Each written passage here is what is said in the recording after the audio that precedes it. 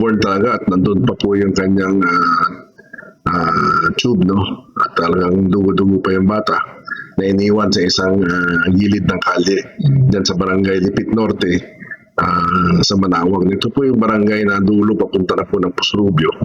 At salamat sa mga vigilance din ng mga malapit doon. May dalawang mag-asawa na unang nakakita at pinagbigay alam sa kinaukulan, sa barangay at sa pulis. So, ito po ay talagang swerte lang na hindi pa tumagal, na-discover ka agad sa oras po ng pasado alauna lamang ng madaling araw. At siyempre, baka buti na lang, walang maski aso di. Katakot kaya nga po, ito po ay aming napag-alaman din yan, mga around 3 a.m. nung time na yan. At dinala po siya sa community hospital para po sa makarapatang basic na newborn care.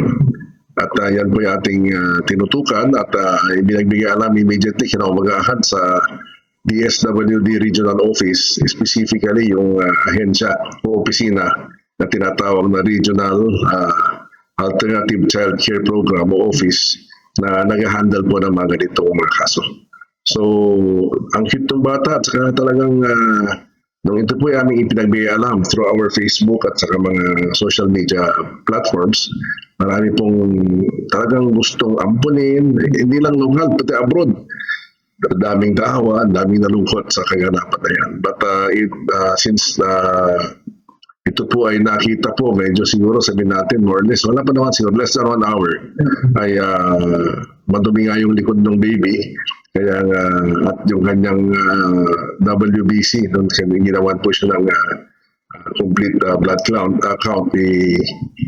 nakita na may konting pagtaas yung kanyang WBC niya, kaya in-entertain po ang possible infection, kaya inupisan po siya sa antibiotiko.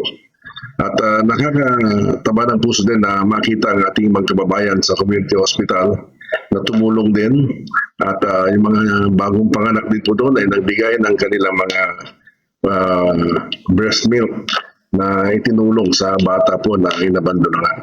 At nagkaroon ng case conference at yun nga sinundan po ng ating pamahalaan sa DSWD Regional Office at nakamonitor. No? In fact, may mga lumalabas na rin na nagkiklaim pero easier said than done now ngayon dahil nga may mga proseso na silang dapat i-comply. No?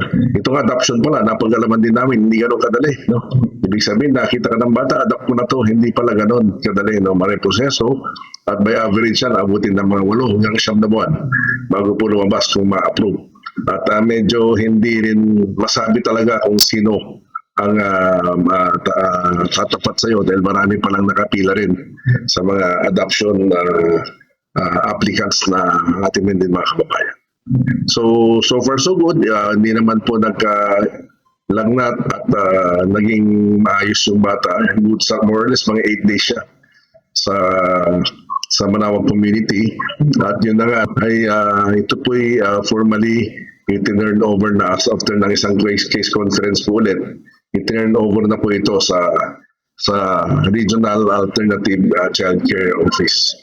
At sila po yung nagtungo dito at kasama rin siyempre yung barangay, pati yung dalawang couple na nakapulot po, nakadiscover po sa bata, buong pwersa po ng Lipit Norte Barangay Council sa pamumuno ng kanilang panong barangay na si Capboy at Sales. At nandun din po kami, kasama ko si Constitutan at ating mga taga-DSWD, nagkaroon ng ceremonial turnover din. At talagang very touching dahil dumami po, pati mga gamit ng baby, maraming nag-voluntaryo magbigay ng kumot, yung unan, at sa may mga pangailangan ng isang bagong panganak. At yun nga po, nakarating siya at nandun siya ngayon sa RACO, yung opisina po sa DSWD. Tinanong din namin kung anong sistema doon pagdating, no? Meron palang mga list of accredited foster parents for the meantime na wala pa pong mga papeles for adoption. So, yan po ay sabi nila, mapupunta nga sa isang foster parent for the meantime habang hindi pa lumalabas yung mga aplikante o kaya nga approved na aplikante para po sa adoption. Well, may mga reported na actually parang pangatlo ito, no? Based on record dito sa bayan ng Manawag. Meron yung isa iniwan sa simbahan na baby. At base yan sa talaan po ng MSWDO. At yan din po ang proseso. Kaya medyo, actually last year daw, sa buong Pangasinan, parang 5 ang reported ng mga ganyang inabandon ng mga baby. At yung isang reported naman, hindi baby, medyo malaki na.